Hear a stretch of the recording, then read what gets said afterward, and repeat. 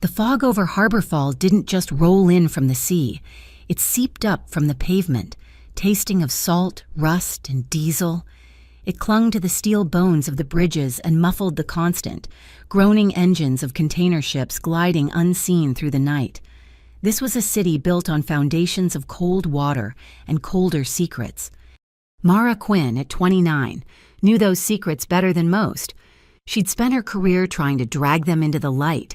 It had cost her a corner office at the city's biggest newspaper, a stable salary, and any semblance of a normal life. Her last story, a meticulously sourced exposé on Port Authority corruption, had been buried so deep it suffocated, and she'd been pushed out with it. Now, she was independent. She breathed in the damp air from the rooftop of a converted warehouse, the cold metal of a new key pressing into her palm.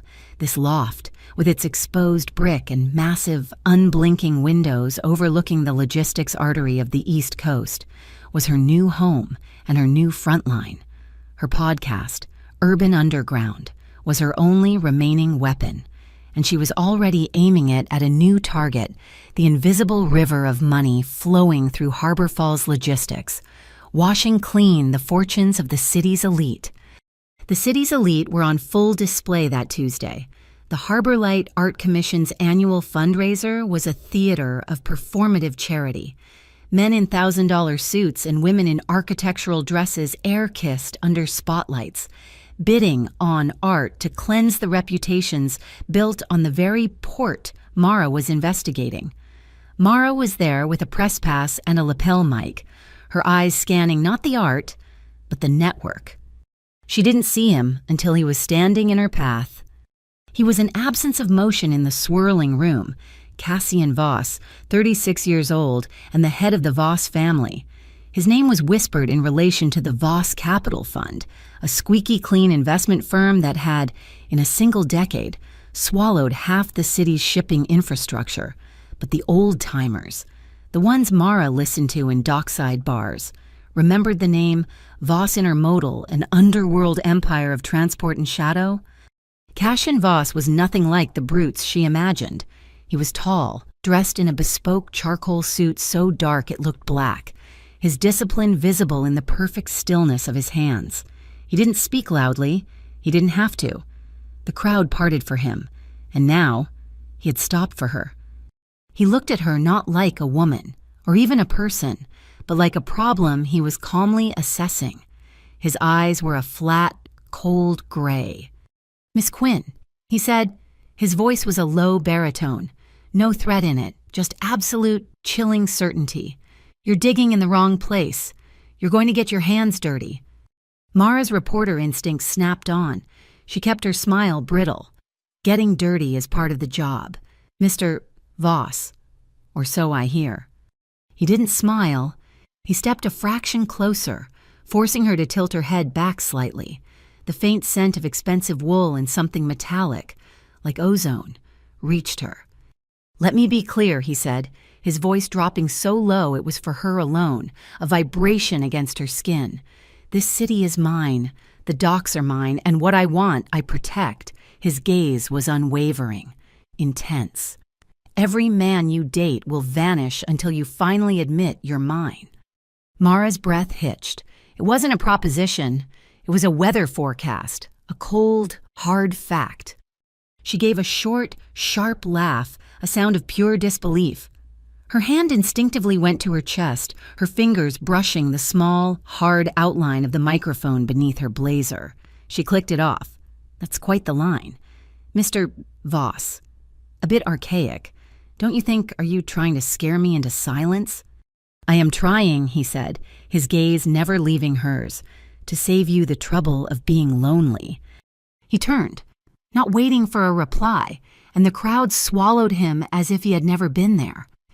The encounter left a cold slick of adrenaline on her skin. She dismissed it as a psychological tactic, a clumsy, chauvinistic attempt to get in her head, a story she'd tell later for laughs. That night, back in her loft, the threat felt distant. She was scrolling through logistics manifests on one screen and idly checking her dating app on another. A date was set for Thursday. Evan Rhodes, a startup lawyer, seem normal, smart, safe. Her phone buzzed, a new message from Evan. "Hey, craziest thing. An emergency. I have to move to Denver, like tonight, for a new job. Sorry to cancel." Mara frowned. She typed a reply. "Tonight, that's sudden. Is everything okay?" No reply. She tapped his profile. The profile was gone. A gray circle in the words, "User not found." She searched for him on a professional networking site. Gone. His fledgling law firm's social media page deactivated. It was as if Evan Rhodes had been digitally erased in the space of 15 minutes. A cold dread, far deeper than the harbor fog, settled in her stomach. The next morning, it got worse. Her inbox was flooded, messages from her listeners. "Mara, where did the new episode go? Can't find the podcast. Site is down." She tried to log into her own hosting platform and was met with a stark, red-bannered warning. Account suspended due to a copyright infringement claim from the Digital Media Enforcement Agency DMEA. Mara stared at the screen. The DMEA. She'd spent a decade reporting on federal agencies. She had contacts in D.C., in media law, in cybercrime. She had never, not once, heard of the Digital Media Enforcement Agency. A quick search confirmed it. The DMEA did not exist in any federal charter. It was a ghost, a fabrication, but it had real power. It had silenced her. First Evan, now her work. Mara stood up from her desk and walked to the massive window. The sun was trying to burn through the morning haze, illuminating the endless procession of cargo cranes moving like mechanical dinosaurs. He had warned her, "Every man you date will vanish," but he hadn't just taken a man. He had taken her voice. He thought it was a threat. He thought he could manipulate her story, erase her from the narrative just like he erased Evan Rhodes. A slow, cold anger began to build, pushing out the fear. Mara Quinn picked up her recorder, her knuckles white. She looked out at the sprawling, indifferent city that Cashin Voss claimed as his. "You want to manipulate my story, Voss," she whispered to the glass, to the city, to him.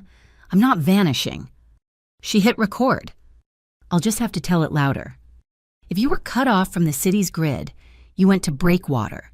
It was a sprawling, chaotic marketplace, crammed into stacked shipping containers on the city's forgotten pier. The air was thick with the smell of frying oil, diesel, and the metallic tang of the ocean. This was the real Harbor Fall, a place that operated on cash, barter, and nerve. Mara moved through the neon-lit maze, her senses sharp. She passed makeshift boxing gyms, where the sound of leather hitting heavy bags punctuated the rhythm of electronic music, and noodle bars steamed up the narrow walkways. Her destination was the Penny Siren, a floating bar and high-stakes card room built on an old ferry, its lights a greasy smear on the dark water. The owner, Jules Navarro, was wiping down the copper bar top, a lit cigarette dangling from her lips. Jules had been the youngest systems engineer at the Port Authority until she'd seen too much and resigned. Now, she was the city's foremost dealer in information. "They shut you down," Jules said, not as a question. She poured Mara a shot of rye without asking. "The ghost agency. DMEA? Cute." "It's Voss," Mara said, downing the rye. It burned a clean, hot line to her stomach. "He's trying to box me in." "Voss doesn't box. He suffocates," Jules said, her eyes scanning the room. "He's old money, old methods. But he's not the only shark in this harbor. You hear about Oxley Creed?" Mara nodded. "Bayline Brotherhood, new money, all flash. They're muscling in on the logistics unions. They're sloppy, loud." "Loud gets things done fast," Jules mused. "Voss is quiet, which means he's fighting a war on two fronts, Creed's noise, and you're light." Jules slid a small, button-sized object across the bar, a high-frequency audio bug, Voss Intermodal, the old yard. They still run skeletal crews there for his private logistics, a cleaning crew I know owes me. They go in at 2 a.m. You'll get 30 minutes. Mara pocketed the bug. "What do I owe you?" "Stay alive, and give me a credit when you blow this whole thing open." The adrenaline of planting the bug was still singing in Mara's veins 2 nights later when she walked home. She was cutting through the warehouse district, the streets empty, the sodium lamps casting a sick yellow glow. A semi-truck, its engine off, was idling at the intersection. She didn't think anything of it until she stepped off the curb. The engine roared to life. Simultaneously, another truck, a heavy-duty flatbed, turned the corner behind her, its horn blaring. She was caught. The first truck surged forward, blocking the street. The flatbed behind her accelerated. It wasn't trying to hit her. It was trying to kill her against the first truck. She was a mouse in a steel trap. Mara froze, the world slowing to a crawl, the diesel fumes, the blinding headlights. Then, a third vehicle. A black, impossibly sleek sedan that seemed to materialize from the shadows, moving at a speed that shouldn't be possible in the narrow street. It didn't slow. It slammed its reinforced front end directly into the flatbed's rear axle. The sound was a deafening shriek of metal. The flatbed fishtailed wildly, its horn dying as it crashed into a concrete loading dock. The first truck, its driver realizing the plan was shattered, threw its gears into reverse. The sedan's passenger door opened. Cassian Voss stood there. He wasn't breathing hard. He hadn't broken a sweat. He looked at her, his face half in shadow, with something like annoyance. He stepped toward her, his expensive leather shoes crunching on the debris. He didn't ask if she was okay. He didn't offer a hand. He simply reached into his breast pocket and pulled out a small, heavy business card. He pressed it into her hand. His fingers were cold. "You're attracting the wrong kind of attention, Miss Quinn," he said, his voice the same calm baritone from the gala. "Oxley Creed likes to break his toys. I do not." He turned and got back into the sedan, the car, its front end miraculously intact, save for a few scratches, reversed silently into an alley and was gone. Mara's legs finally gave out. She slumped against a brick wall, her heart hammering. She looked at the card in her shaking hand. It was black, ridiculously thick. No name, no number, just a single, embossed icon, a ship's anchor, with a clean break through its center. A few days later, her nerves settled but her anger focused. Mara decided to run an experiment. She reactivated her dating profile. If Cassian's threat was real, it was also a pattern, and patterns were evidence.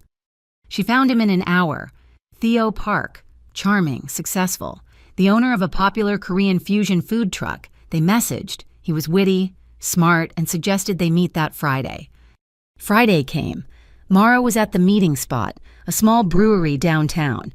Her phone buzzed at 7 o'clock, the exact time of their date. A text from Theo. "You won't believe this. A TV network just called. They want to feature my truck on a national food show. I have to drive to Philly right now. This is life-changing. I'm so sorry." Mara typed back, "Wow, congratulations." Another time, then. She tried calling his number an hour later. Disconnected. His food truck's social media, which had 10,000 followers that morning, was gone. The next day, a notification popped up from her bank, a deposit, $4,253. The memo line read Interregional Fee Control Tax Rebate. She snorted. The IRFC, another ghost. It was an insult. He thought he could buy her off, scare her, and then compensate her like some misbehaving pet. She immediately wired the exact amount to a local homeless shelter, took a screenshot of the transaction, and forwarded the entire chain to a secure, encrypted email address she kept just for this purpose. She was building a case. That night, she was back at the Penny Siren. Jules slid her the usual rye. "Theo Park, huh?" Jules said, polishing a glass. "Got a TV deal. Good for him." He vanished. "In Harbor Fall," Jules said, her voice dry. "Disappeared just means they're still breathing. Just not next to you. It's cleaner that way. Voss is a gentleman." "He's a monster," Mara said. Tomato. Mara found him where she knew he would be. At midnight, Cassian Voss often walked the North Pier alone, looking out at the empire he commanded. The fog was so thick she could only see a silhouette against the dark water. He heard her approach but didn't turn. "You're running out of men, Miss Quinn," he said. his voice carrying easily over the sound of the tide. "That was a pathetic move with the money," she shot back, stopping 10 feet from him. "Did you think I was for sale?" "I was compensating you for the inconvenience," he said, finally turning. The faint light from a buoy painted a sliver of his face. "Your podcast is still down. Your dates are gone. Your life is complicated. This is not a game." "Then stop playing it. You send your phantom agencies. You make men disappear. You have your rival try to crush me between 2 trucks." His head snapped toward her. "Creed is not my rival. He's a butcher. I am a surgeon. I removed you from that equation. You're welcome." "I don't want your protection," she yelled, the wind whipping her hair across her face. "I don't want your money, and I am not your property." He stepped closer, closing the distance until she had to crane her neck to look at him.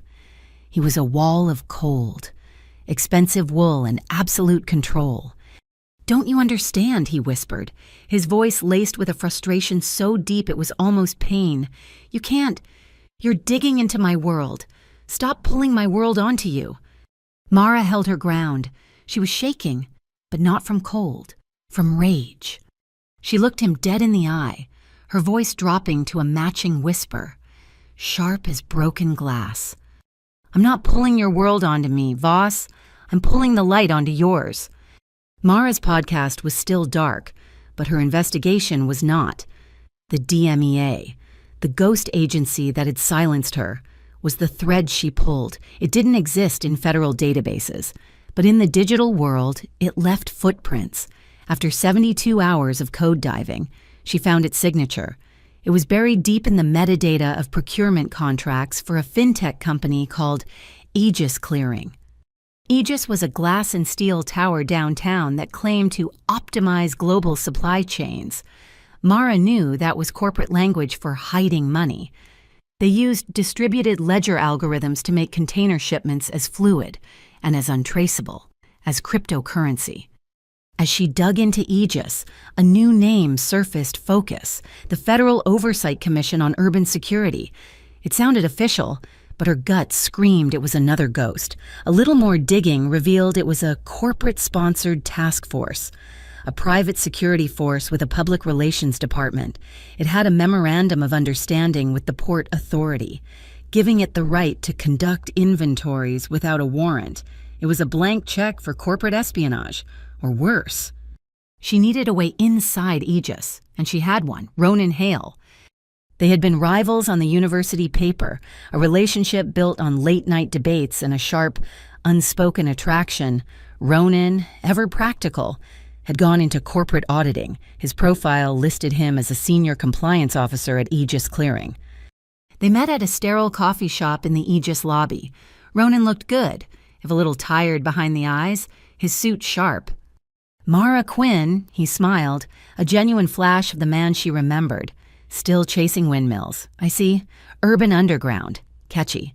Sorry to hear you got shut down." "It's why I'm here.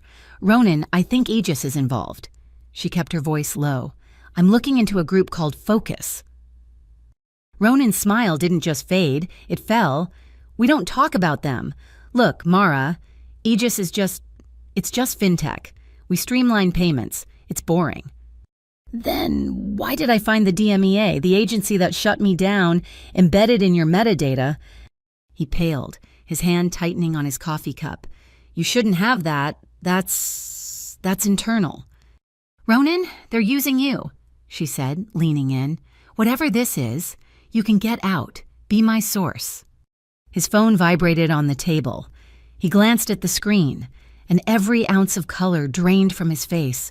It was a total, visceral absence of blood. He stood up so abruptly, his chair scraped loudly on the tile. "I have to go," he stammered, his eyes wide, darting to the lobby's security cameras. "Ronan, what's wrong?" I just got a call, an opportunity. I'm being seconded to Taiwan, effective immediately." "Taiwan, Ronan, that's..." "I have to go. My plane leaves in 3 hours. Don't call me, Mara. Don't look for me." He fumbled for his wallet, threw a $20 bill on the table, and walked away. half running by the time he hit the revolving doors. Mara sat frozen. She waited 5 minutes, then called his number. "The subscriber you have dialed is not in service." Another one vanished. She was walking the pier that night, the cold spray on her face doing nothing to cool her fury, when a car door opened from the shadows of a warehouse. It was Cassian's sedan, the back door. She stopped. "Get in," his voice commanded from the darkness within. She got in. The interior was silent, insulated from the world, smelling of leather and cold steel. He was on the far side, a laptop open on his knees. He didn't look at her. "Ronan Hale was a fool," Cassian said. "He was sloppy. He was a loose end. You're lucky he was transferred, not erased." "You did that. You took him away." "I did not," he said, his voice hard. "His employers did. The same people you are poking with a very sharp stick. You think this is a story about money and ships? You're wrong." He turned the laptop toward her. It wasn't spreadsheets or bank records. It was a map of Harborfall. Not a street map, a map of lives. It was what she could only describe as his blackboard. Names, addresses, a longshoreman at Pier 4 with a daughter needing experimental leukemia treatment, a port inspector with a gambling debt to an offshore bookie, a food truck owner named Theo Park who had just received a miraculous, all-cash offer to be on a national television show, a startup lawyer named Evan Rhodes, now working in a mailroom in Denver, his law license under review. "This," Cassian said, "is the city you think you're saving. These are the pressure points, the human infrastructure. Every name on this list is a life I either protect or manage. You think Oxley Creed is the only one who plays dirty." Mara felt sick. It was a ledger of collateral damage. "The truth is the truth, Voss. You can't just hide it because it's painful." He finally looked at her, his gray eyes catching the faint glow of the dashboard. "The truth will get these people killed. It will get you killed. You're a reporter. You get a story. They lose their homes, their jobs, their lives. I don't want you to be poorer because of the truth. Miss Quinn, and I mean that in every sense of the word." "I'm poor because I chose it," she retorted, her voice shaking. "I'm not on your payroll. I'm not one of your assets to manage." "No," he said, a strange, quiet intensity in his voice. "You're not—" He closed the laptop, the car door unlocked. "Get out and stop meeting your old boyfriends. You're compromised enough." The next night, Jules called. "Get to the Overlook, now. The Kestrel Dawn is here." "The Kestrel," Mara said, grabbing her keys. "It's not due for 2 days." "It is now."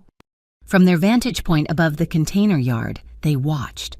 At 2:17 a.m., as the massive ship was being guided in, the entire yard went black. Every spotlight, every security light, a total blackout. 7 seconds, Jules whispered, her hand steady on the long lens camera. The lights snapped back on. The yard looked identical. "What did we miss?" Mara asked. "We didn't miss it," Jules said, showing Mara the digital playback. She zoomed in on a specific container being offloaded by the crane. "Look, before the blackout where Esat." The container number, stark white on a blue field, red ending in 3, and after. The number now ended in 8. They changed its clothes mid-air. Mara had her hook. She had the DMEA, Aegis, Focus, and now visual proof of a container swap. She began to weave the narrative, recording the intro to her comeback episode. Then Oxley Creed hit back. The Radio Brigade, a notorious crew of mercenary hackers, launched their attack. Suddenly, the internet was flooded with the Mara Quinn tapes, deepfake videos of her taking bribes, audio of her seemingly admitting to fabricating evidence. A coordinated smear campaign designed to paint her as a fraud, a conspiracy theorist, a bitter woman who couldn't keep a job. Her credibility, the only currency she had, was draining away. Her few remaining advertisers pulled out. Even Jules looked at her with pity. She was refreshing her hate mail when a notification pinged, a secure, anonymous file transfer. It was a single folder. Inside were high-resolution satellite photos of the Kestrel Dawn container yard, time-stamped. One, from 3 days ago, showed a blue container, its number clearly ending in 3. A second photo, from an hour before the ship docked, showed an identical container, its number ending in 8, sitting in a hot zone in the very same yard. They hadn't swapped the numbers. They had swapped the entire container. At the bottom of the file was a simple text document. No message, just a single, unbreakable encryption key that would verify the image's metadata as authentic. It was the silver bullet. It was proof. She knew, with a certainty that made her bones ache. Who had sent it? He was giving her the gun, the bullets, and the map to the target. With a single condition, don't mention his name. Mara's fingers flew across the keyboard. She uploaded the photos. She embedded the key. She re-recorded her podcast, her voice no longer just angry, but sharp, precise, and backed by undeniable proof. She hit publish. The episode didn't just go live. It exploded. It was downloaded 10,000 times in the first hour. By morning, it was the #1 news podcast in the country. Her old newspaper was calling. National networks were calling. Mara Quinn was back, and she had just, inadvertently or not, become Cassian Voss's most effective weapon. The new media attention forced Harbor Falls elite to pretend they had nothing to hide. The bidding for Pier Quartz, the city's billion-dollar deep-water expansion, was suddenly a public spectacle. The venue a masquerade ball on the glass-enclosed rooftop of the Port Authority building, with a live string quartet playing mournful cello pieces that vibrated in the floor. Mara moved through the sea of expensive masks, her own a simple black domino. She was the most famous and most hated woman in the room. Her press pass had been approved by an ethics board that was terrified of her, and she could feel the stares. Oxley Creed, wearing a ridiculously ornate silver ram's head, was holding court by the ice sculpture, laughing too loudly. Mara was adjusting the gain on her recorder when a hand landed firmly on her lower back. "They're watching you," Cassian Voss's voice murmured, too low for anyone else to hear. He wore no mask. He guided her seamlessly onto the small dance floor just as the cellos swelled into a somber waltz. She was forced to put her hand on his shoulder. "What are you doing?" she hissed. "Trying to pull away?" His grip was inflexible, though his hand remained properly, almost respectfully, placed. "There is a man with a red mask by the bar. He's not security. He's been taking your picture every 2 minutes. He is Creed's. Stop fighting me. Look like you're enjoying this. And smile." He pulled her closer, forcing her into the rhythm. It was a suffocating, elegant interrogation. His body was rigid with control, his frame solid and warm. She could feel his breath, cool and measured, near her temple. This was not a dance. It was a maneuver. "You're a shield," she accused, her voice tight. "You're a target," he countered, his eyes scanning the room over her shoulder. "Creed's man thinks you are here as my guest. He's now confused. Confusion is a good anesthetic." His gaze finally dropped to meet hers. For a fraction of a second, the mask of the city's puppet master slipped. She saw something else, not coldness, but a banked, controlled fire. His hand on her back was a brand, possessive, yet keeping her safe. The gala dissolved into fractured conversations. Mara, needing to escape the oppressive atmosphere, slipped through a side door onto the terrace. The rain had begun, a cold, soft drizzle that turned the city lights below into a watercolor blur. At the far end of the terrace was a structure she hadn't expected, a large, Victorian-style greenhouse, its glass panes opaque with humidity. She pushed the door open and stepped inside. The sound of the city vanished, replaced by the rhythmic tapping of rain on the glass roof. The air was warm, thick, and smelled of damp earth and sharp anise. Rows of dark, leafy plants she recognized as licorice root filled the space. The door creaked behind her. Cassian. He stood there for a long moment, the mist clinging to his dark hair, his tuxedo jacket already damp. He walked past her, not toward her, and looked up at the glass ceiling. "My great-grandfather built this," he said, his voice quiet. "He liked to grow poisonous things." "How fitting," Mara said. He turned to her. "You're shivering." "It's just cold." He stepped closer, slowly. He unfastened the single button of his jacket, but instead of threatening her, he shrugged it off.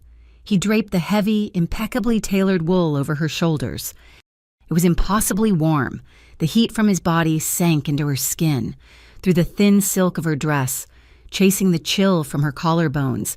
It smelled of him, that clean, cold air scent, wool and ozone. "Better?" he asked. She clutched the lapels, her hands brushing the silk lining. "Why are you doing this, Voss?" He was close now, close enough for her to see the flecks of gray in his dark eyes, close enough to feel the heat radiating from his white shirt. "Because," he said, "I'm tired of watching you freeze." He didn't move to kiss her. He just watched her, his gaze intense, as if waiting for her to make a decision. The rain drummed on the roof, a frantic, percussive beat. He raised one hand, his fingers brushing a damp strand of hair from her cheek. His touch was a spark on her cold skin. Then he leaned in, his movements agonizingly slow, giving her an eternity to pull away. She did not. His lips touched hers. It was not a kiss of passion, but of question.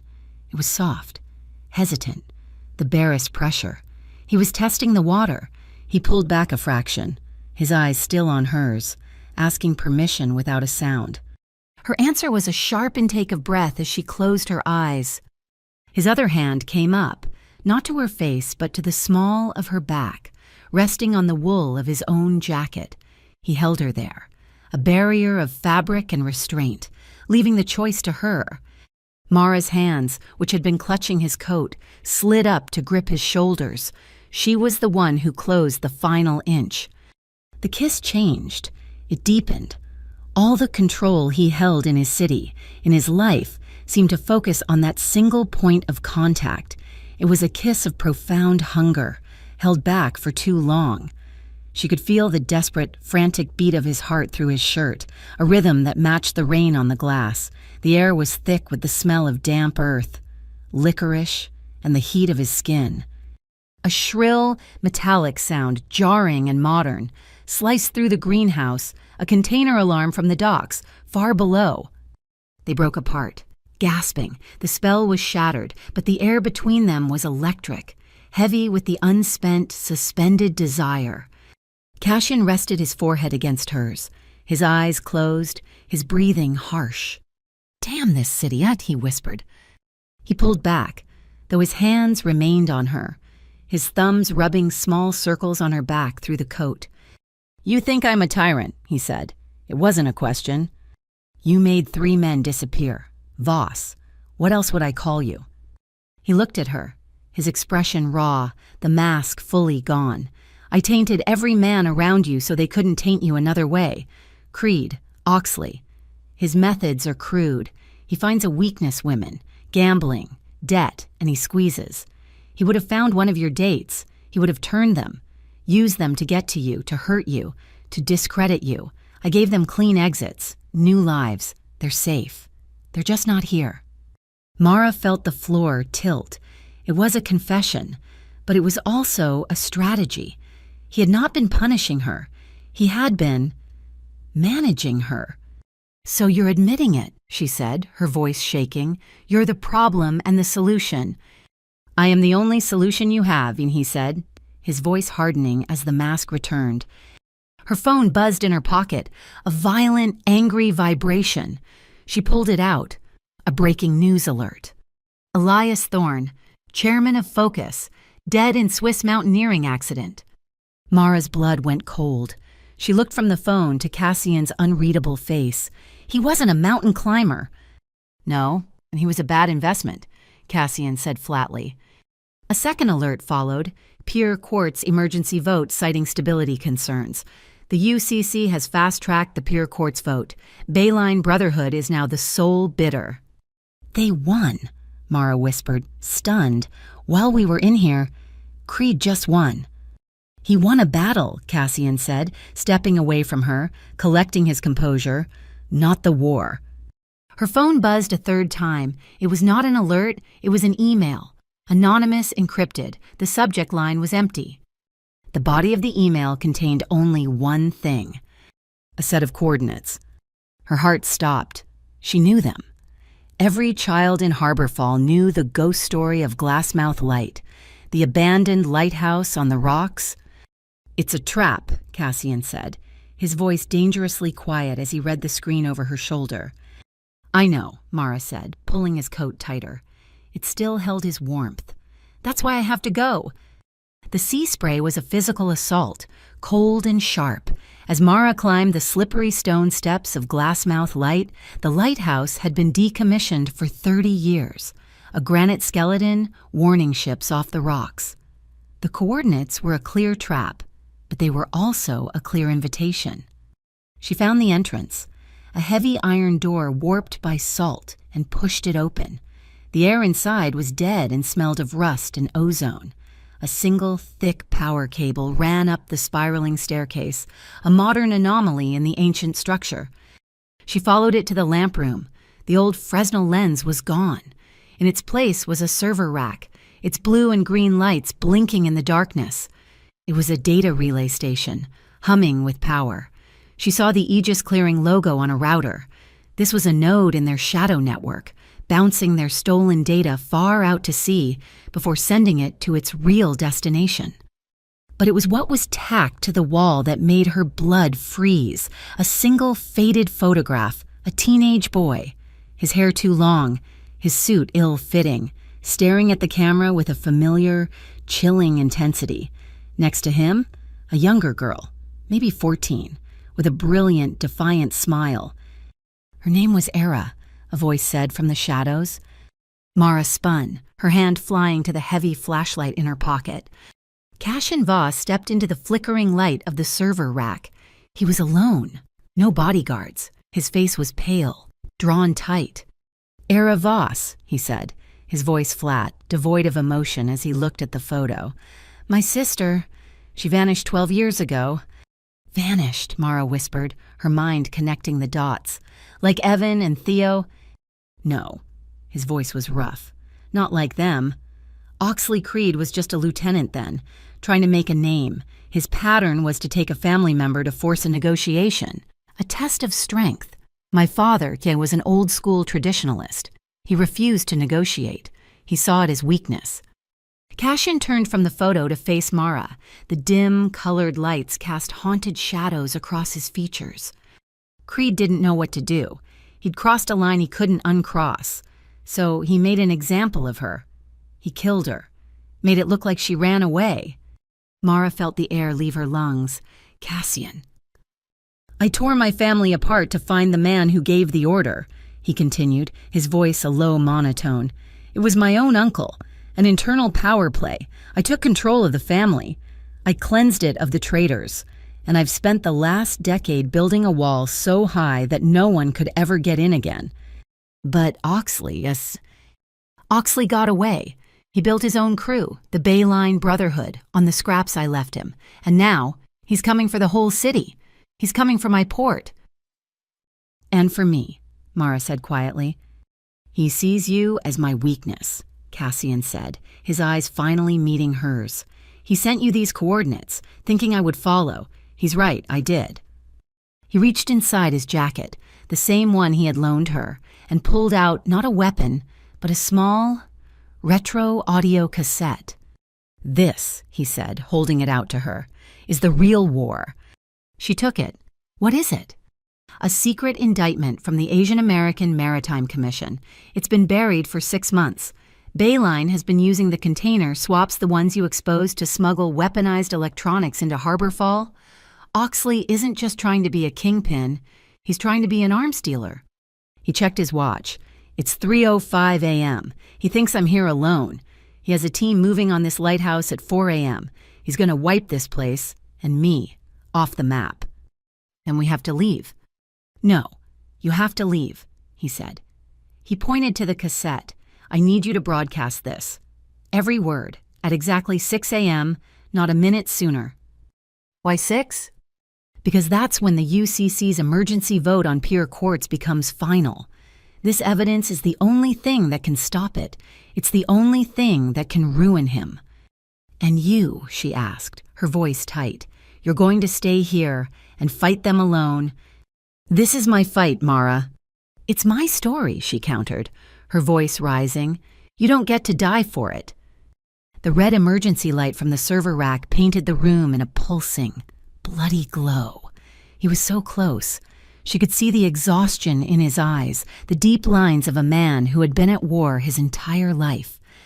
They were sharing a story of loss. He, his sister, she, her career, her safety. Her hand, acting on its own, lifted.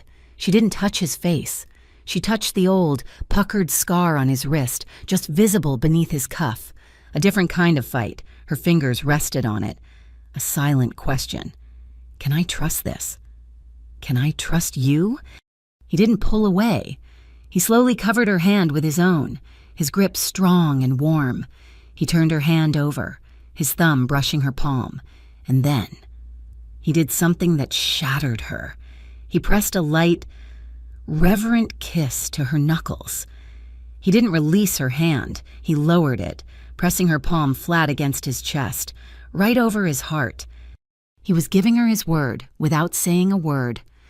They stood there for a long, impossible moment. Two people in a red-lit room, surrounded by the sea and their enemies. They just breathed. His heartbeat a steady, powerful rhythm beneath her hand. The air was thick with their shared breath, the salt, the heat. It was a different kind of intimacy, a desperation to hold on, to feel something real before the world exploded. He leaned in, his forehead resting against hers. It was not a kiss, but it was just as binding. It was the edge of desire, a promise of what could be, if they survived the night. A sharp crack echoed from below, a gunshot, hitting the granite. They broke apart. They're early, Cassian said, his voice instantly cold. All business. He was already shoving her toward a trap door she hadn't seen. There's a sea cave below. Go, now. I'm not leaving you. Another shot, this time shattering the window. A high-powered searchlight flooded the room, blinding them. You have to, he roared. From the darkness outside, a new sound, a high-speed engine, a skiff, driven hard, appeared from behind the rocks, its driver a silhouette in the dark. Jules. Get to the boat, Cassian yelled, pushing Mara toward the broken window. He pulled his own gun from an ankle holster. I'll cover you. Jules, Mara screamed, scrambling onto the narrow ledge, the wind tearing at her. The drop to the water was 20 feet. Jump, Jules screamed back, expertly holding the boat steady in the churning water. Mara looked back. Cassian was at the door, firing into the staircase. Go, Mara. She jumped. The cold was a shock, a physical blow that stole her breath. She surfaced, gasping, and strong hands were hauling her over the side of the skiff. I knew he'd need a babysitter, Jules yelled over the gunfire. Cassian was on the ledge now, reloading. He turned to jump, but a spray of bullets erupted from the rocks below him. He grunted a sharp, involuntary sound. He stumbled, his hand flying to his shoulder. Cassian, Mara screamed. He looked at her, his face a mask of pain, and then he jumped, crashing into the water. Jules grabbed him, and Mara helped pull him in. He collapsed onto the floor of the boat, his jacket sleeve dark and wet. Go, he ordered Jules. The skiff's engine screamed as Jules spun them around the rocks, gunfire pinging off the hull. Mara dropped to her knees beside Cassian. He was bleeding. His blood was on her hands, on her clothes. She looked at the tape, still clutched in her other hand. 6 a.m., he gasped, his eyes clenched in pain. Mara grabbed her recorder, her hands shaking but her voice steady. His blood was on her, and the truth was in her pocket. She would not fail. At exactly 6 a.m., Mara's special report went live. It was not a podcast. It was a detonation. Her voice, clear and cold, narrated the facts over the scratchy, damning audio of the AMHC indictment. She aired the recording from Glassmouth Light. She laid out the container swap, the 7-second blackout, the shell company chain linking Aegis Clearing to Bayline Brotherhood, and the final, horrifying charge arms trafficking. Harborfall didn't just wake up, it convulsed. The stock market futures for port-related commodities plummeted. By 7 a.m., the local news had scrapped all other stories. By 8, the mayor was calling for an emergency session. The response was immediate and overwhelming.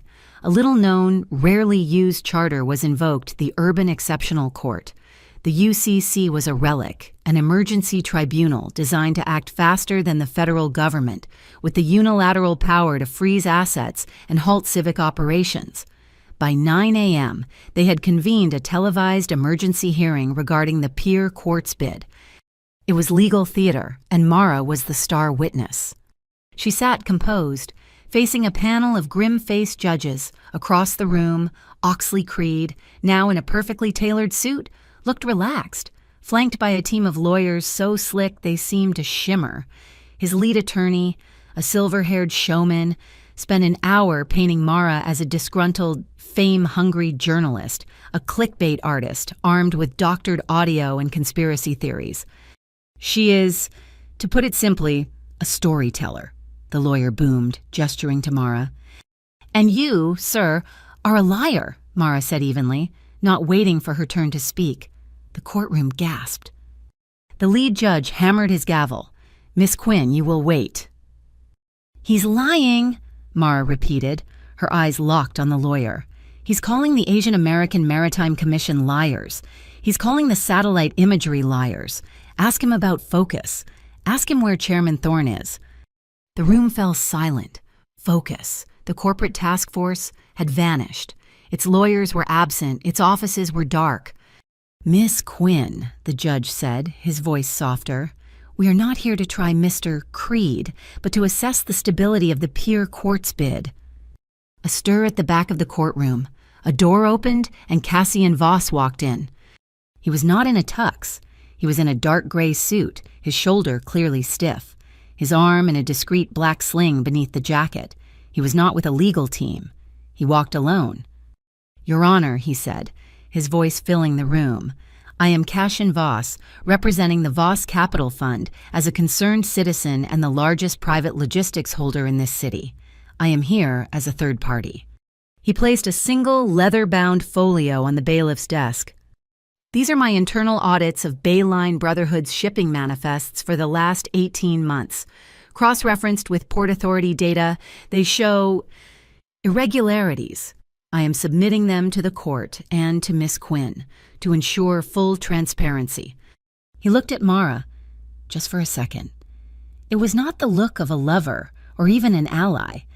It was the look of a wolf recognizing another predator across a field. It was primal, possessive, and utterly restrained. He had just handed Oxley's head to the court on a platter, all while positioning himself as a civic-minded hero, and he had kept the Voss name clean. The court recessed for an hour. Mara found herself in a marble hallway, the scent of fresh paint and old floor wax thick in the air.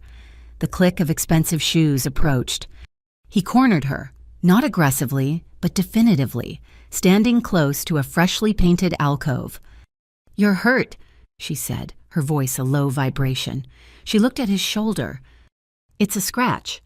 You used me, she said, though there was no heat in it. It was a statement of fact. You gave me the evidence at the lighthouse so you could discover it later. I gave you the truth, he countered. You gave it a voice. We both got what we wanted. And now, he was close, too close for a public hallway. She could feel the heat rolling off him, see the tightness around his eyes. He was running on pure adrenaline. Now, he said, his voice dropping, you are in more danger than you have ever been. Creed is finished, but he's a rabid dog. He will lash out, back down, go dark. Let me clear the board. Mara felt a flash of the old anger. I'm not leaving, and I am not a pawn on your board, Cassian.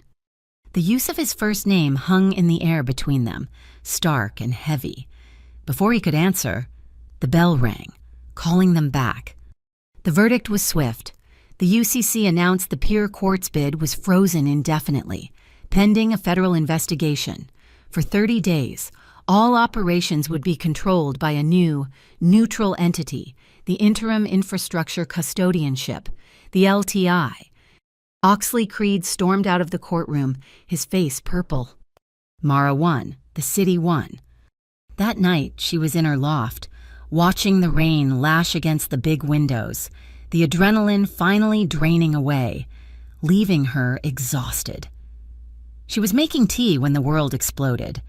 A sound like a bomb, the shriek of metal, the crash of brick, a garbage truck, its headlights blinding, had reversed at full speed through the street-level wall of her building, crashing into the elevator shaft, her loft on the top floor, shook as if in an earthquake. She ran for the stairs, her heart in her throat. She got out, scrambling onto the rain-slicked street just as the first sirens approached. She looked back at her building, at the gaping, steaming hole. And on the brick wall, just above the wreckage, painted in dripping red, a ship's anchor, wreathed in flames. It was not a threat. It was a declaration of war. She was standing, shaking, wrapped in a paramedic's blanket. When a black sedan pulled up, a man in a simple suit got out. He didn't look like a bodyguard. He looked like an accountant. "Miss Quinn," he said politely. "Mr. Voss sends his apologies. He has secured a suite for you at the Meridian. He insists." Mara looked at the man, then at the two other men who had fanned out, their eyes scanning the rooftops, an invisible net. She felt a cold, blinding rage. "You tell Mr. Voss I'm not his asset to protect." She stormed off, disappearing into the chaos of the emergency vehicles. She found him an hour later, at the only place she knew he'd be, the North Pier, standing in the rain, looking at the city. "You put a tail on me," she yelled over the wind. He turned, his face unreadable. "You were almost killed. And you knew he'd come for me, and you set your men on me like a piece of property." "I set my men on you because I cannot lose you," he roared, the control finally breaking, his voice raw. The rain plastered her hair to her face. "You don't get to make that choice. You don't get to manage me. Not anymore." He stood there, soaking wet, his sling visible, his entire empire shaking. He looked beaten. Not by Creed, but by her. He nodded. A sharp, painful gesture. "Fine." He was breathing hard. "Then what are your terms?" "My terms?" "For protection," he said. "For this alliance, on your terms. What are they?" Mara stared at him, the burning anchor tattooed on her memory. She was in a war she couldn't win alone, and he was offering her an army, but this time, asking her to be the general. "My terms," she said, her voice shaking but hard, "are that you tell me everything. No more ghosts, no more managing.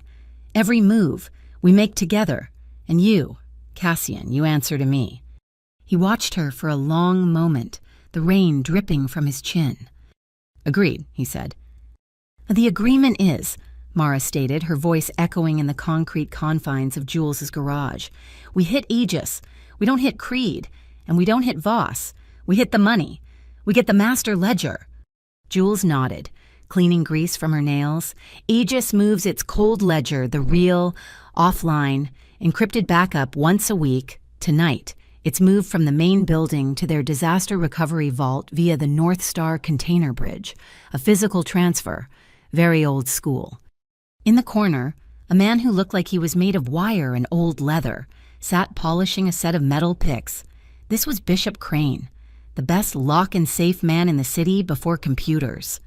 "It's a 5-minute window," Bishop said, his voice a dry rustle. "When the gantry crane passes overhead, it masks the magnetic sensors on the bridge. They think it's elegant. It's just lazy." The garage door rumbled open, letting in the damp night air. Cassian Voss stepped inside, alone, his arm still in the sling. He was adhering to her terms. He was not in charge. He was a resource. He placed a heavy, matte black box on the workbench. Voss Signal Research, he said, nodding to the logo, a division Mara had never heard of. It's a silence box. It emits a 30-foot field that will dampen all RFID and cellular signals. It will buy you an extra 2 minutes before their server pings a lost connection alert. He also handed over a set of electrical schematics and a printed guard rotation schedule. Dorian Pike is your inside man, Mara asked, recognizing the name. Dorian is my head of security. He's loyal. He has managed the guard rotation for this. It was time. Jules and Bishop were loading the skiff. Mara was pulling on a pair of black tactical gloves. Her hands were shaking, not from fear, but from the cold. Your thumb, a low voice said. Cassian was in front of her. She had fumbled the strap on her right glove. He took her hand, his fingers warm and sure, and began to fasten the Velcro strap himself. He was meticulous, his good hand moving with precision. He knelt slightly, his head bowed to the task. She was suddenly intensely aware of his proximity. The garage lights cast a shadow across his face, but she could feel his concentration. He finished the strap, his fingers lingering on her wrist for a fraction of a second. Then he looked up. His face was only inches from her arm. His mouth was level with her pulse. A jolt, sharp and hot as an electrical current, passed between them. The air crackled. He didn't move. He just looked at her, his gaze holding all the fire he kept banked, all the promises of the greenhouse. Survive this, he whispered, his breath warm against her skin. And then you can yell at me later. Mara's hand, the one he wasn't holding, rose. She placed it flat on his chest, over his heart. She could feel the steady, powerful beat, a counterpoint to her own frantic pulse. She held it there for 1, 2, 3 seconds in agreement, a promise, a warning. Then she pulled her hand back. Let's go, she said to Jules. The heist was a study in shadows and rain.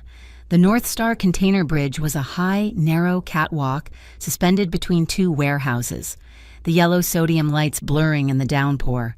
Below them, the dark, churning water of the harbor. Jules was in the skiff, monitoring comms, Bishop with a surgeon's delicacy. Worked the lock to the bridge access door. It snicked open in under a minute. You're in, Bishop whispered into his mic. I'm on the far door. Go! Mara moved onto the bridge. The wind was a solid wall, trying to tear her from the metal grating. She clutched the silence box. As she reached the midway point, she saw the security hard case, a silver briefcase chained to the railing. This was the transfer. She set the box down, activating its low hum. Camera's looping, Jules's voice said in her ear. You have 4 minutes. Mara got to work, not with picks, but with a small, high-powered drill, boring out the lock. It was loud, but the wind and the groan of the nearby gantry crane covered the sound. The lock gave, inside, a single military-grade hard drive. Ledger D was scrawled on it in marker. She had it. I've got it, she said, sliding the drive into her pocket. Bishop, I'm coming to your...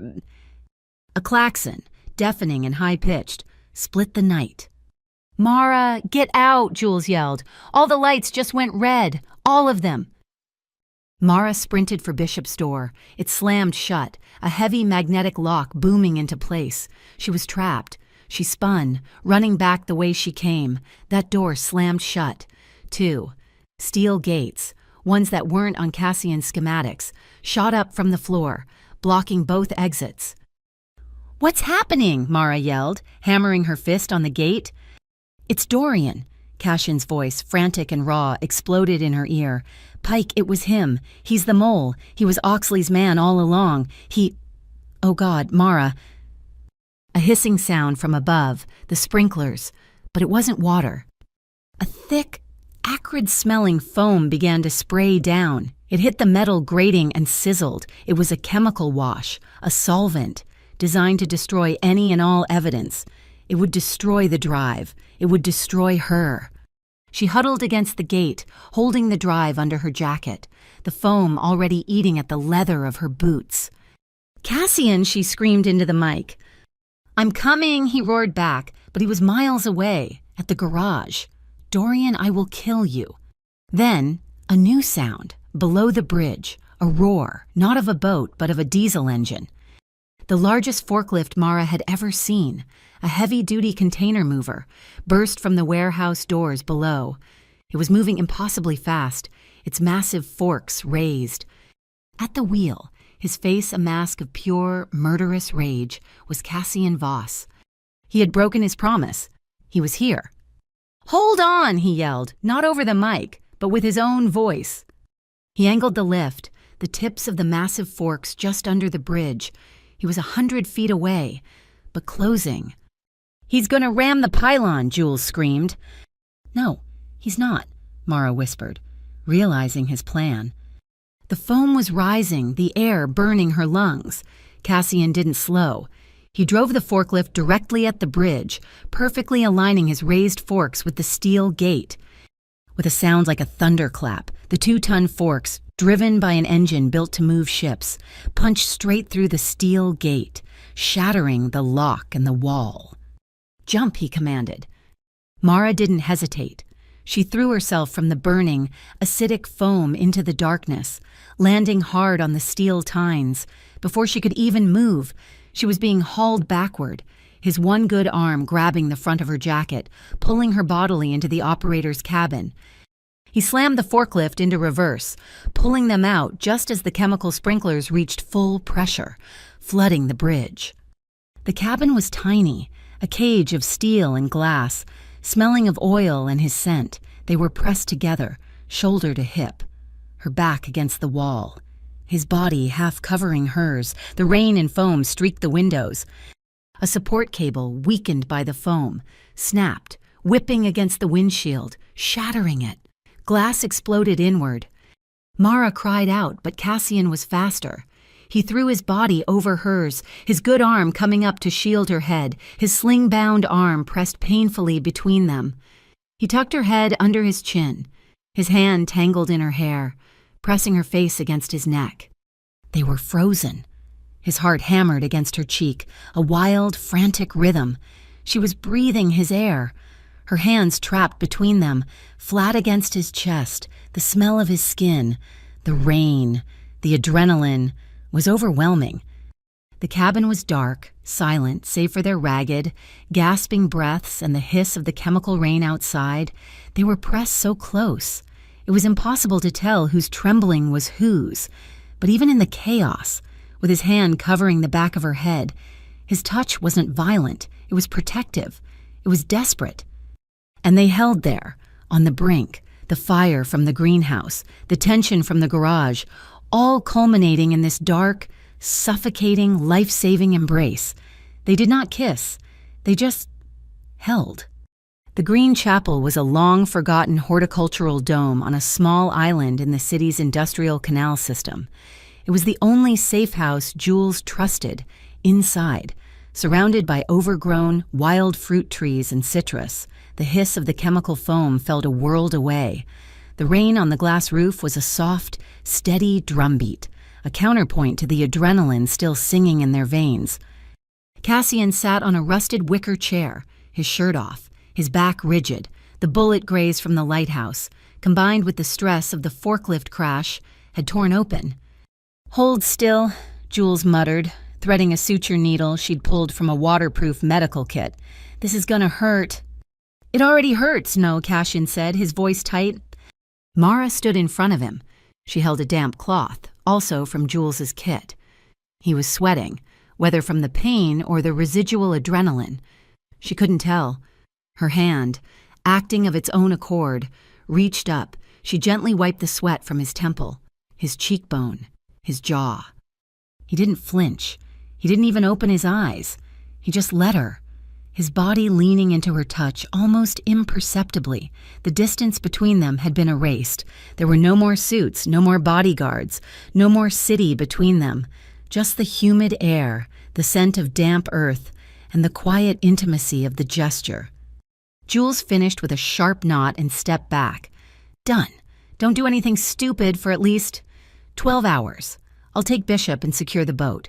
Don't light any fires."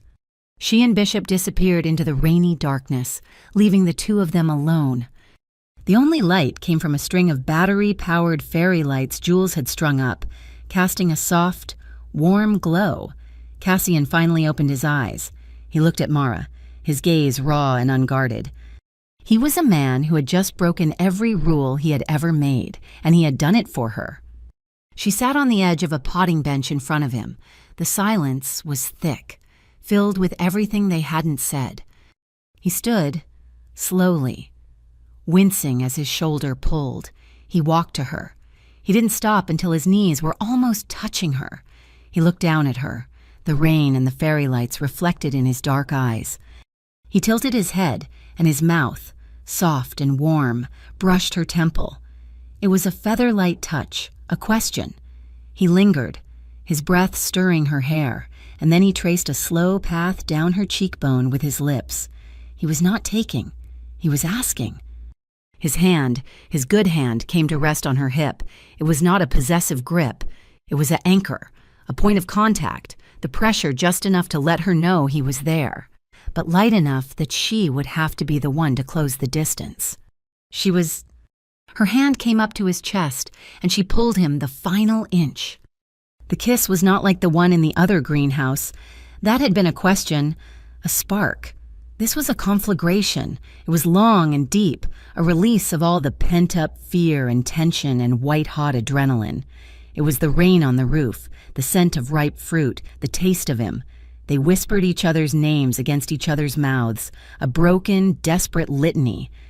His heavy jacket, the one from the gala, which he'd been using as a sling, slid from his bad shoulder and fell, unheeded, to the rattan chair. His hand slid from her hip, tracing a line up her side, to the small of her back. His fingers brushed the hem of her shirt, and he stopped. He pulled back, his breath ragged, his forehead resting against hers. "Continue," he whispered, his voice thick. Mara's heart was a trip hammer. She was trembling. She nodded, a tiny, jerky motion, but then, as he leaned in again, she put one finger to his lips. He froze. "Let the victory night be over first," she whispered, her voice shaking but firm. "Let this be after, not during." She needed this to be a choice, not a consequence. A slow smile, the first truly unguarded smile she had ever seen, touched his lips. He captured her finger, kissing the tip, before lacing his good hand through hers. "After," he agreed, his voice a low vow. He rested his forehead against hers again. They just stood there, hands clasped, breathing each other in. The fire was still there, but it was banked, held in check, and it was infinitely hotter, more powerful, for the promise of the weight. An hour later, the fire was of a different kind. Mara had the Ledger Delta drive plugged into Jules's waterproof laptop. Cassian sat beside her, his presence a solid, reassuring weight. "My God," Mara whispered, her eyes flying across the screen. It was all there, the container swaps, the arms deals, the ghost agencies, but there was more, the core of it. "He was embezzling," Mara said, stunned. Oxley was running Bayline at a loss. He was covering his debts by siphoning money from the Harbor Fall Port Authority Insurance Fund, a fund meant to protect the families of longshoremen, like the one with the sick daughter. "He was stealing from the families he was pretending to champion," Cassian said, his voice turning to ice. "And Dorian," Mara kept scrolling. "Dorian built Focus, not for Oxley, for himself. It was his policy shell. He was using Oxley's greed to build a private, legal army. He was planning to take over everything, from both of you. They now had the how. They had the why. They just needed the when." "The final piece," Cassian said, pointing to a scheduled transfer. "Oxley and Dorian are moving a final shipment of electronics tonight to cover the hole in the insurance fund before the LTI audit. They're moving it to Depot North Star." Mara looked at him. A plan forming. Depot North Star. The depot the LTI just took over. The one they, for PR, put under 24/7 public live stream. "They don't know," Cassian said, a slow, dangerous smile spreading. "The LTI doesn't take physical control until tomorrow. Tonight, it's still Bayline's crew, but the cameras are live. It's the perfect trap. Mara breathed. We leak the live stream. We show the entire city, the entire world, exactly what they're moving. Cassian was quiet for a moment. It's not enough, he said.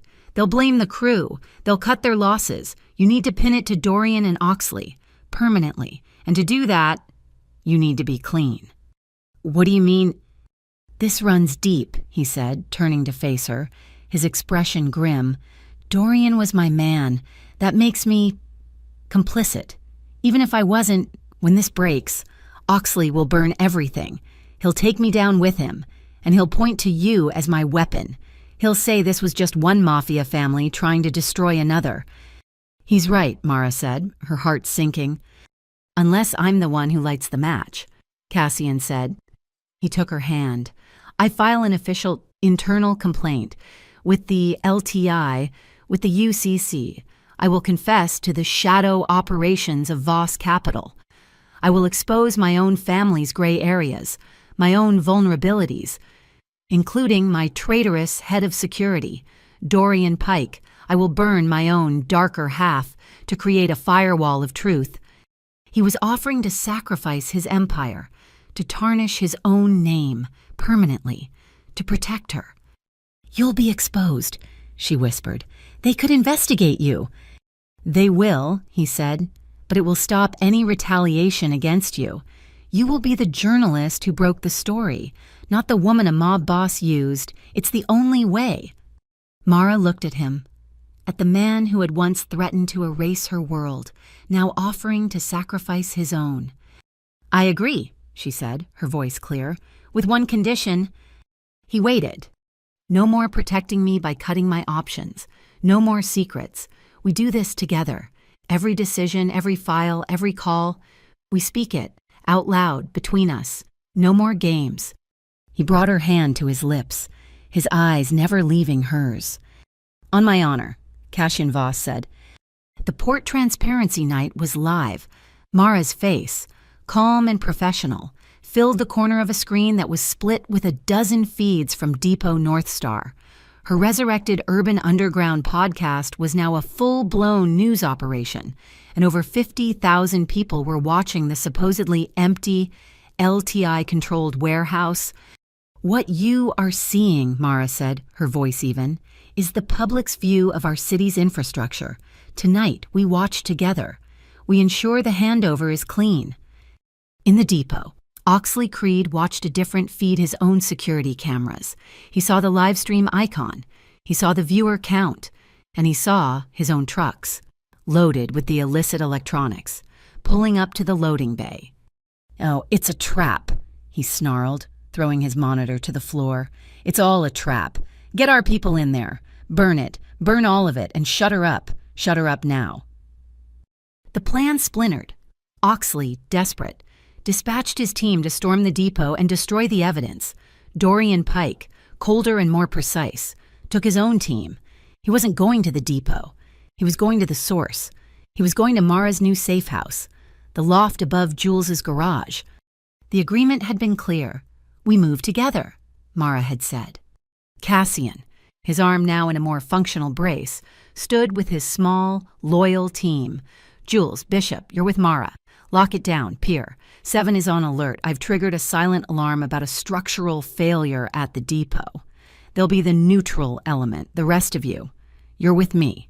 We're not letting that evidence burn. The night exploded. At Depot North Star, Cassian and his men slipped in through the maintenance tunnels, just as Oxley's crew used a truck to ram the main bay door. It was chaos. Alarms blared. Cassian moved through the maze of shelving. A ghost. He found Oxley in the central sorting area. The automated inventory scanners were still active, sweeping the floor in rhythmic, green and red laser grids. Voss Oxley roared, pulling a heavy wrench from a nearby bench. You set me up! That bitch set me up! You set yourself up, Oxley, Cassian said, his voice dangerously calm. He didn't draw a weapon. They met in the center of the floor. Oxley swung the wrench, a wild, furious arc. Cassian, even with one bad arm, moved with a brutal economy. He deflected the blow, stepped inside Oxley's reach, and delivered a short, precise strike to the man's ribs. The fight was ugly, a close-quarters brawl under the sweeping laser lights. Every move was being captured, not as clear video, but as a digital scan of their heat and motion. Cassian was the picture of control. He was not fighting to kill. He was fighting to capture. Oxley, slick with sweat and rage, slipped on a patch of spilled oil. He went down, his head hitting the concrete. He was stunned. Cassian stood over him, breathing hard. His good hand clenched into a fist. He could have finished it. He could have ended the man who killed his sister. Instead, he looked up at the scanner, a red line sweeping his face. He unclenched his fist. He was choosing. He was showing the cameras, the city, that his law was one of discipline, not animal rage. At the loft, the fight was just beginning. Dorian Pike, using his own security codes, had bypassed the lock. He kicked the door open, his gun up. "End the broadcast, Mara!" Jules moved, but Dorian was faster, leveling his weapon at her. "Ah, the mechanic. Sit down, you two, Bishop, hands where I can see them."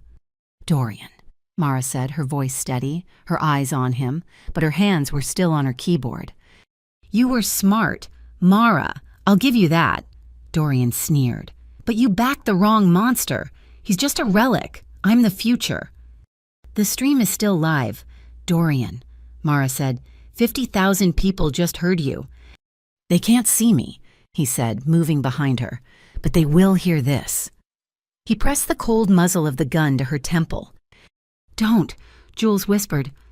"No," Mara yelled, a sharp, brilliant gamble. "Don't shoot her. You don't want me. You want the data, the backup server it's at. It's at 2407 Ridge Avenue." She was reading the address live on air. It was a fake address, but Dorian didn't know that. He roared in anger, yanking her from the chair and spinning her around. "You think you're clever?" He shoved her toward a heavy steel lighting rig. "You're done." In the depot, Cassian heard it all. He had a comms link to Mara's audio feed. He heard her fake the address. He heard the sound of the struggle. His heart, which had been steady even against Oxley, now hammered against his ribs. He looked at the stunned Oxley at his feet.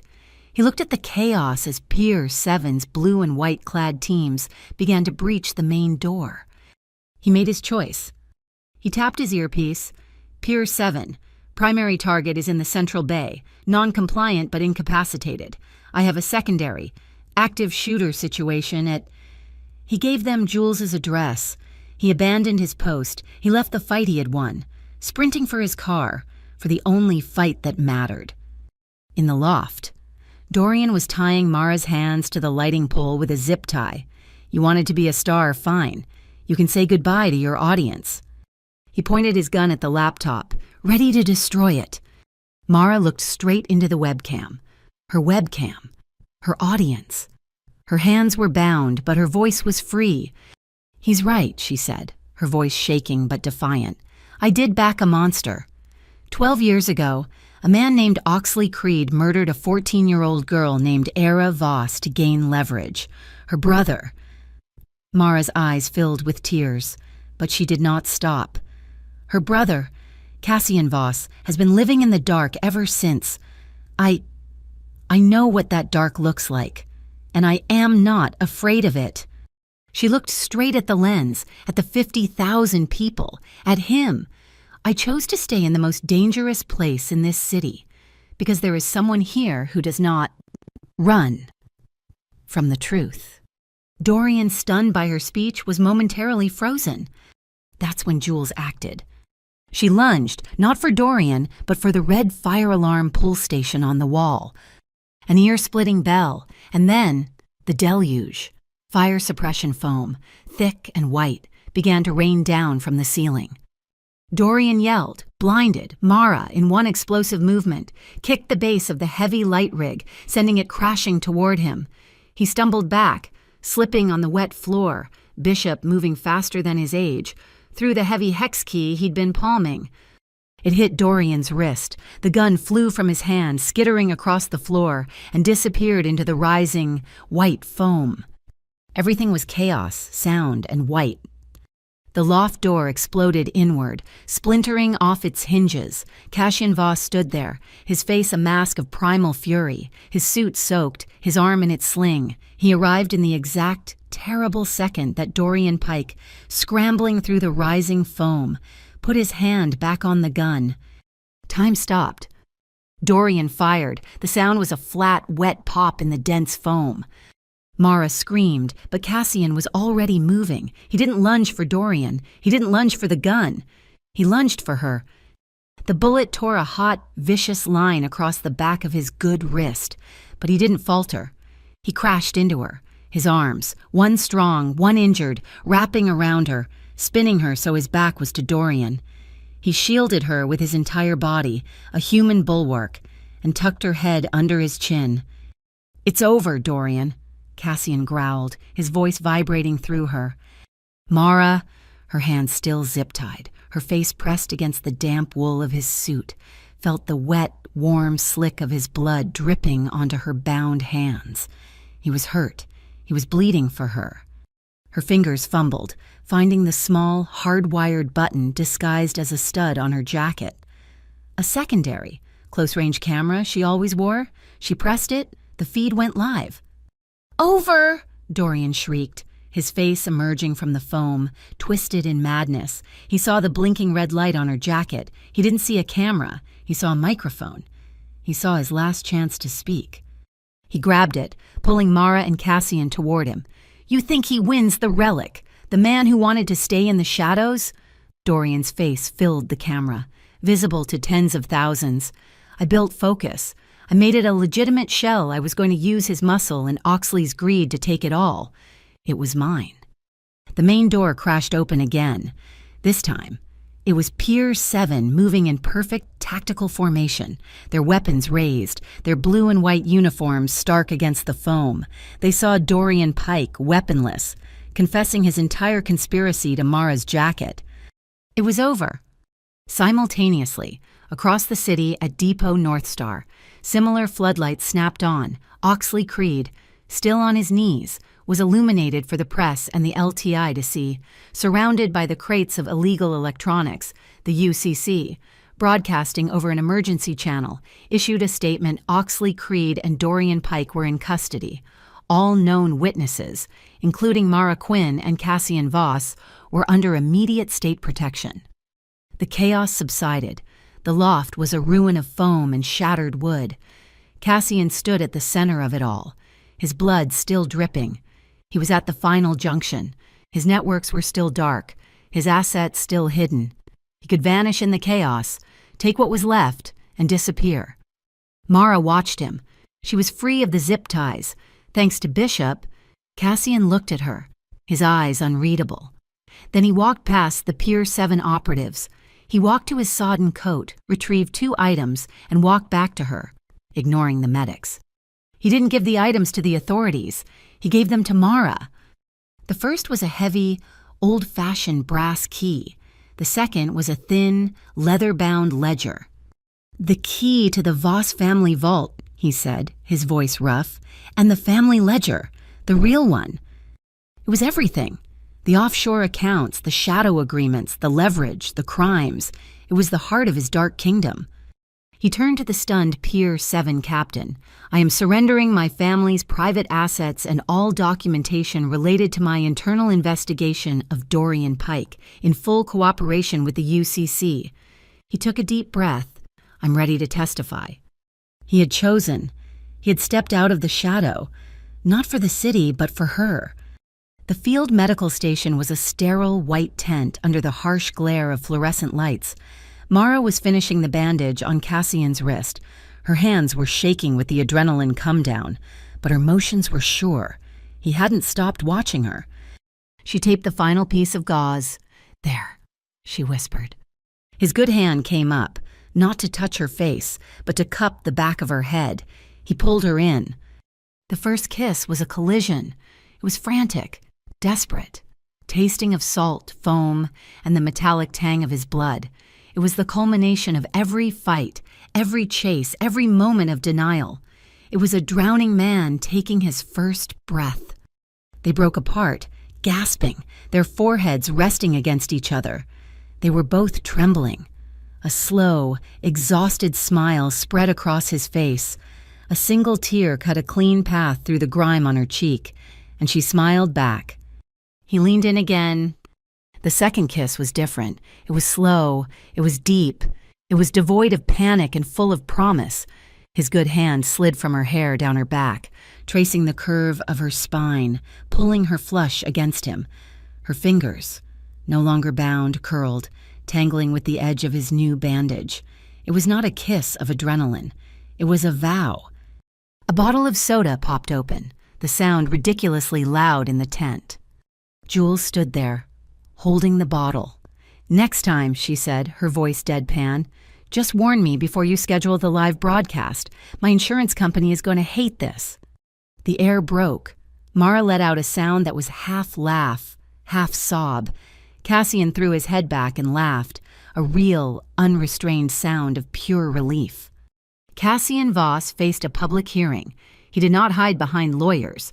He testified, confirming every discovery Mara had made and adding his own. He laid the Voss family's sins bare. Because of his full cooperation, he avoided prison, the sentence supervised probation, and the complete forced dissolution of Voss Intermodal's gray market operations, his seized assets. The contents of the vault he had given Mara were used to seed a new entity, the Independent Harborfall Restoration Fund. Mara launched a new podcast. She called it Lit Harbors. The first episode was not about Oxley or Dorian. It was about Cassian. It was not a puff piece, and it was not a condemnation. She told the story of Era. She told the story of Evan Rhodes. She told the story of a man caught between the shadows he was born into and the light he was forced to find. She told the truth. The sun was rising over Harborfall, on the glass roof of the Green Chapel. The air was cold and clean. Cassian held out his hand. On his palm was a single, simple key. "The key to the Green Chapel," he said. "Not to lock you in, but so we can plant a new row of licorice." Mara took it, her fingers closing over his. He looked out at the city, at the port beginning to stir in the morning light. "I don't need every man you date to vanish anymore," he said softly, "because you chose to stay." Mara smiled, turning to face him. "And you," she said, "you have to admit, you belong to me." He kissed her, and this time it was calm. It was the peace after the hurricane. The camera pulled back, leaving the two of them on the rooftop, overlooking the waking city. Harborfall was bright, the port was humming, their happiness was not clean, it was not perfect, but it was real. Thank you so much for listening to this story. Let us know where you're listening from in the comments below. We'd love to hear your thoughts and connect with you. Please subscribe to Mafia Boss Story, like this video, and show your support by hitting that hype button so this story can be heard by more people.